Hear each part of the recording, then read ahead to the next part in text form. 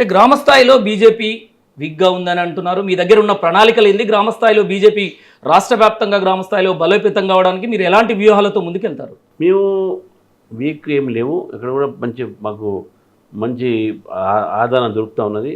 42 లక్షల సభ్యత్వం మేము చేస్తాం. దాంట్లో గ్రామీణ ప్రాంతమే ఎక్కువ ఉన్నది ఒకటి.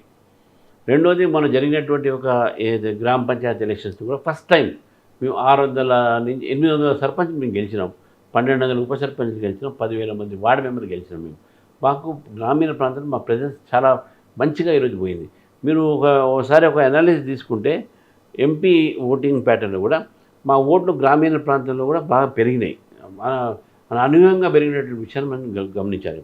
తర్వాత మాకు ఉన్నటువంటి గ్రామీణ ప్రాంతంలో ఈరోజు మాకు యూనిట్స్ వచ్చినాయి. ఇంతకుముందు సరే మీరు అన్నట్టు కొద్దిగా పట్టణాలకే పరిమితం అయ్యేటువంటి పార్టీగా భావించేవారు. ఇప్పుడు అట్లా కాదు. మాకు గ్రామీణ ప్రాంతంలో ఇప్పుడు మనం గెలిచినటువంటి 7 ఎమ్మెల్యేస్ మాకు ఇక్కడ. ఆ 7 ఎమ్మెల్యేస్ కూడా మొత్తం రూరల్ ప్రాంతమే ఉన్నారు.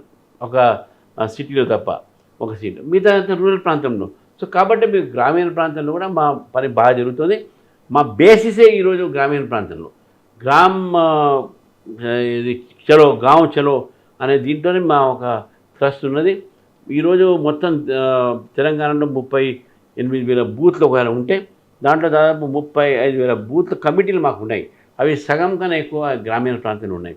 కాబట్టి ఇప్పుడు లేదు అట్లా. భారతీయ జనతా పార్టీ ప్రజలు ఉన్నారు, ప్రజలు చూస్తున్నారు. ముఖ్యంగా యువకులు, మహిళలు చాలామంది భారతీయ జనతా పార్టీ ఆకర్షితులై మా దగ్గరకు వస్తున్నారు. కాబట్టి గ్రామీణ ప్రాంతము, పట్టణ ప్రాంతం రెండింటిలో కూడా సమానంగా బీజేపీ పెరుగుతూ ఉంది.